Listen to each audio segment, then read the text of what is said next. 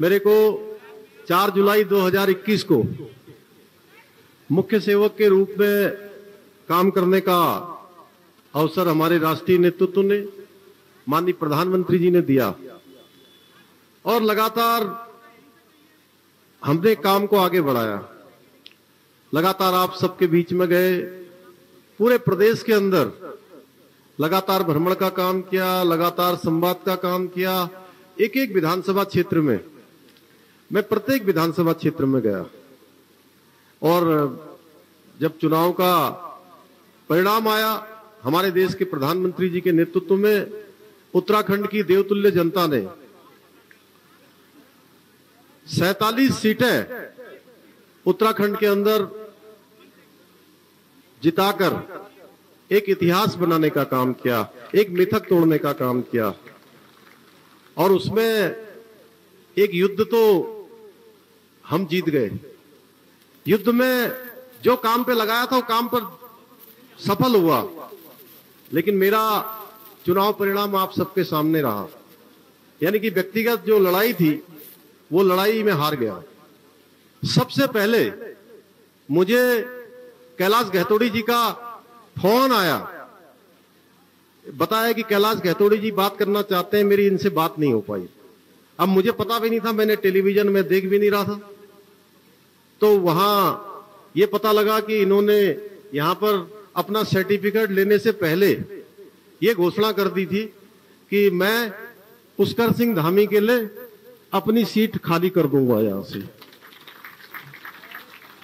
और आप सब जानते हैं आजकल ग्राम प्रधानी की भी सीट छोड़ना बड़ा कठिन होता है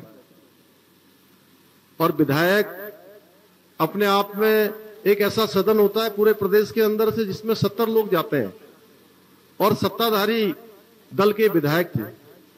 दूसरी बार आप सब लोगों ने इनको चुनकर भेजा था।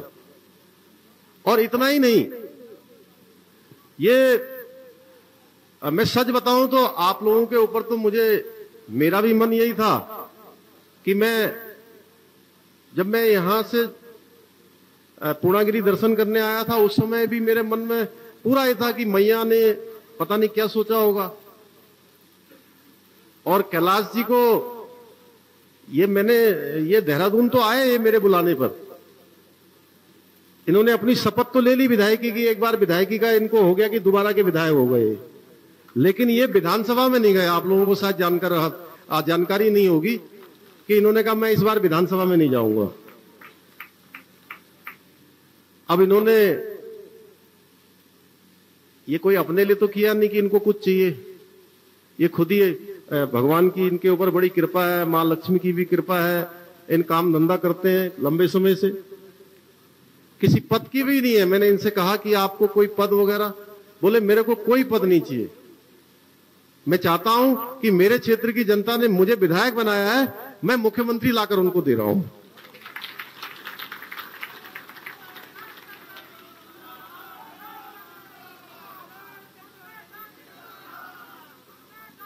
भाइयों बहनों, मैं कैलाश जी का बहुत आभारी हूं और आप लोगों का भी बहुत आभारी हूं, क्योंकि मैं आप लोगों के बीच में चुनाव के दौरान 2 बार आया। मैं यहां एक दिन टनकपुर आया, यहीं पर हमने सभा करी थी, और एक दिन मैं बनबसा आया था। बनबसा में भी सभा करी और वहां भी पूरा जनसंपर्क किया, गढ़ीगोड़ से लेकर हमारा पचपोखरिया, वो पूरा क्षेत्र उधर का आसपास का, और यहां भी रोड में, पूरे शहर में, हम सभी जगह गया। मैंने देखा आप लोगों का उत्साह, और सभी ने मुझे कहा उस दिन कि हम इस क्षेत्र से आपको सीट पक्का देंगे यहां से। और बाद में भी जब चुनाव हो गया, शुरू में आप लोगों को लग रहा होगा कि चुनाव बहुत कठिन था, और कठिन केवल टनकपुर, चंपावत, बनबसा का चुनाव नहीं था, पूरे उत्तराखंड का चुनाव बड़ा कठिन था। जिस दिन मैं बना था, जिस दिन प्रधानमंत्री जी ने यह दायित्व मुझे दिया था, उस दिन पहली बार मैं आपको बताऊं तो मुझे बहुत सारे मित्रों ने मुझे कहा कि आपको गलत समय में मुख्यमंत्री बना दिया है। अब आप 6 महीने मुख्यमंत्री रहोगे, उसके बाद आपकी भी राजनीतिक हत्या हो जाएगी। क्या हो जाओगे? पूर्व मुख्यमंत्री हो जाओगे। और 45-46 साल में आप पूर्व मुख्यमंत्री का तमगा लेकर आप भी जैसे हमारे यहाँ पूर्व मुख्यमंत्री हो जाते हैं, अगर मुख्यमंत्री नहीं रहते तो आप भी हो जाओगे। लेकिन भाइयों बहनों, मां पूर्णागिरी के आशीर्वाद से, मां शारदा मैया के आशीर्वाद से मैंने एक दिन भी नहीं सोचा कि हमारी सरकार नहीं आएगी। मुझे पूरा विश्वास था। जब टीवी चैनल वाले 7 तारीख को मुझे कह रहे थे कि आपकी सीटें 35 से 40 के बीच में आने वाली है, मैंने कहा नहीं, 45 से ज्यादा सीटें आएंगी। और यहां पर इस मंच में एक आदमी नीलेश आनंद भरने यहां बैठे हैं, डीआईजी हैं। इनको मैंने लगभग 2 महीने पहले इनको कहा था कि 47 सीटें आएंगी। मैं बिल्कुल झूठ नहीं बोल रहा हूं। आप लोग सोच रहे होंगे कहीं पे मैं पूर्णागिरी मैया की कसम खा के कह रहा हूं। मैंने इनको कहा, इनको भी विश्वास नहीं होगा। और इनको मैंने एक पत्र दिखाया, जो मेरे पास एक पत्र था। उस पत्र में पूरा लिखा हुआ था कि सरकार बनेगी, दोबारा मुख्यमंत्री तुम ही बनोगे, ये भी लिखा था। लेकिन ऐसा परिणाम आ गया। मैं आभारी हूं हमारे राष्ट्रीय नेतृत्व का। आप सबकी भावनाओं का उन्होंने सम्मान किया। माननीय प्रधानमंत्री जी का, उन्होंने मुझे फिर से सेवा करने का अवसर प्रदान किया। भाइयों बहनों, मैं सच बताऊं तो सब मिलाकर उत्तराखंड के अंदर 28 विधायकों ने अपने अपने क्षेत्र से मुझे चुनाव लड़ने का न्योता दिया। और इस मंच पर राम सिंह कैणा जी भी हैं, यहां पर चले गए क्या? इन्होंने भी मुझे जो है लिख कर दिया।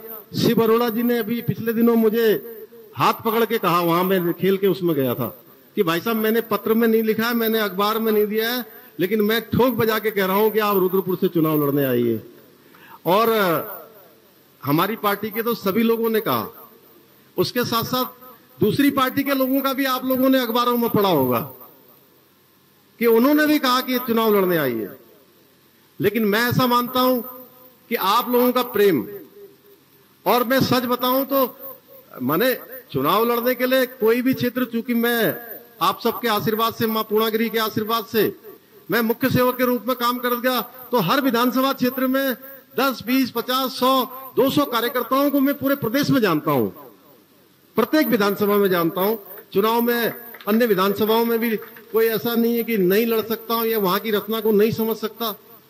लेकिन मेरा मन शुरू से था, क्योंकि क्या है कि ये टनकपुर है, ये बनबसा है, यहां पर बगल में बस्टिया है, अमोड़ी है, यहां से आगे सुखी ढांग है, हमारा रणकोची मैया का मंदिर है उधर, वहां तक है, यहाँ बूम है, यहाँ आसपास बचपन से हम तो ऐसे ही खेलते रहे। यहाँ गड़ी गोट है, चंदनी है पीछे है?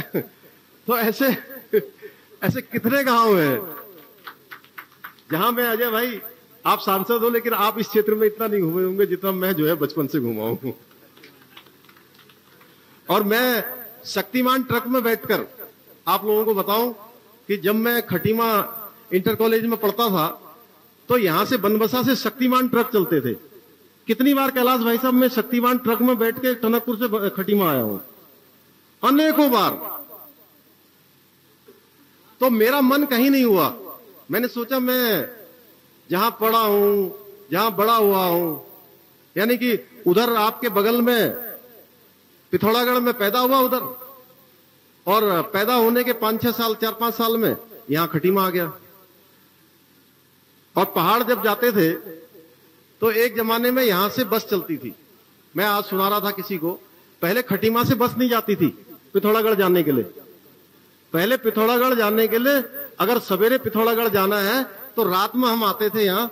ये जो टनकपुर का हमारा ये रोडवेज का बस अड्डा है, इस बस अड्डे में श्रीपाल जी भी आए हैं, बैठिए उधर। तो बस अड्डे में हम लोग रात में आ जाते थे, और रात में आके अपना बिस्तर भी साथ में लाना पड़ता था यहाँ। और रात भर, मुझे याद है बचपन से, मैं छोटा था, 7-8 साल का, 9 साल का, 10 साल का रहा हूंगा, तो यहाँ पर रेलवे ये इसके बस स्टैंड में रात में सो जाते थे। सवेरे 4 बजे एक हमारे वो अनिल कपूर डब्बू जी बैठे हैं पीछे, वहां से हल्द्वानी से आए हैं। डब्बू भाई नींद आ गई क्या, गर्मी बहुत है? वो देखिए वहां प्रोफेसर साहब है, जरा खड़े हो जाओ एक बार आप। ये प्रोफेसर है हमारे डब्बू भाई वहां पर कुमाऊं यूनिवर्सिटी में।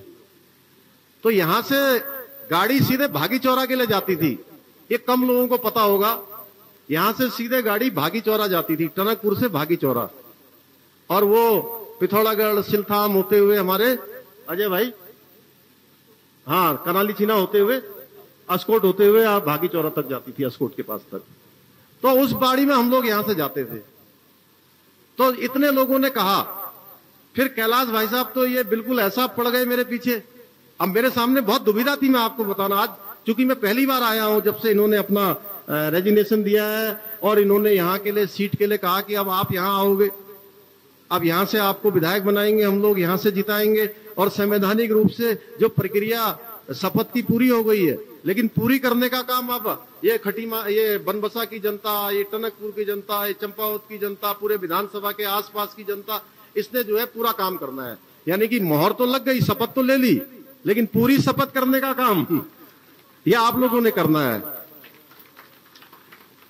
और इतना ही नहीं, इसके बाद इनका मन भी हो गया और मेरा मन भी हो गया।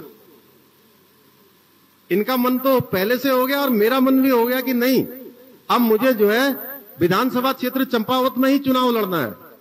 लेकिन मुश्किल क्या थी इस बार? मुश्किल ये थी कि पिछली बार के चुनाव में मैंने खटीमा जो है अपनी जिद के कारण से लड़ा था चुनाव।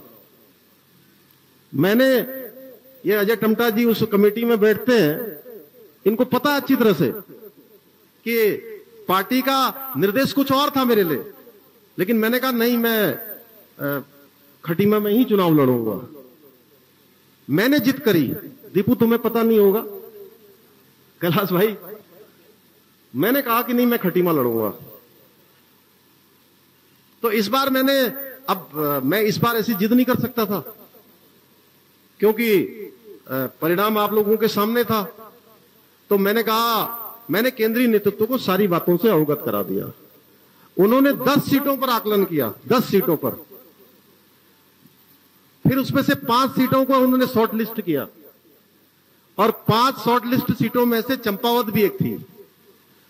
और मैं गया तो मां पूर्णागिरी की मैया से मुझे कुछ नहीं कहना पड़ा, उन्होंने अपने आप ही कह दिया कि नहीं जाओ, चंपावत फाइनल है।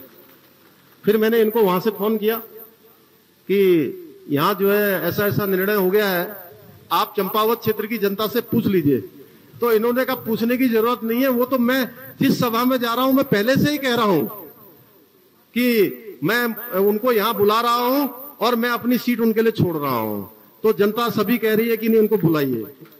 तो भाइयों बहनों, इतनी कठिन प्रक्रिया हुई, इसलिए लगभग 1 महीना पूरा लगा। 21 मार्च को मेरा चयन हुआ था, और 21 मार्च से 21 अप्रैल को, ठीक 1 महीने बाद इनका इस्तीफा हुआ। यानी कि पूरा 1 महीना लगा इस प्रक्रिया में। और मुझे लगता है कैलाश दा के साथ साथ, आप लोगों के साथ साथ, मैं बहुत दिनों से, मैं बचपन से कई बार सोचता था पूर्णागिरी मैया जाऊंगा, पूर्णागिरी मैया जाऊंगा। तो एक दिन अचानक क्या हुआ कि किसी एक पुलिस के दरोगा ने मुझे कहा कि साहब आपको पूर्णागिरी मैया जाना चाहिए। इस बार नहीं, इससे पहले कुछ सालों पहले। तो वो दरोगा जी ने मुझे 2-3 बार कहा। तो मेरे को लगा कि ऐसे स्थानों पर जो है कोई व्यक्ति कितना ही सोच ले कि मुझे यहां जाना है, मुझे वहां जाना है, लेकिन तब तक वो वहां नहीं जा पाता है जब तक आदेश नहीं आता है, बुलावा नहीं आता है। तो मैं यहां आया तो मुझे लगता है कि पूर्णागिरी मैया की इच्छा है, उन्होंने ही मुझे बुलाया है, मां शारदा मैया ने बुलाया है। मैं पूर्णागिरी मैया के बारे में बता रहा हूं।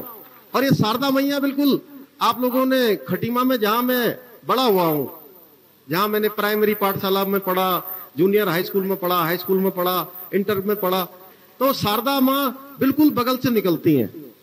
तो मुझे लगता है पूर्णागिरी मैया और शारदा मैया ने ही यहां बुलाया और आप सबकी सेवा करने का ये अवसर प्रदान किया है। मैं आपको विश्वास दिलाता हूं कि कैलाश भाई को जिस अपेक्षाओं के साथ, जिस विश्वास के साथ आपने चुनकर भेजा, और इन्होंने जो एक बड़ा काम किया है, बड़ा मन दिखाया है। वो इसीलिए दिखाया है कि इस क्षेत्र की सेवा हो। और मैं संकल्पबद्ध हूं, अगर मैं नहीं भी आता यहां तो भी मैंने इस बार प्रण किया हुआ था कि हमारा बनबसा, टनकपुर, चंपावत, आसपास का क्षेत्र ये बिल्कुल विकास की मुख्य धारा में आना चाहिए।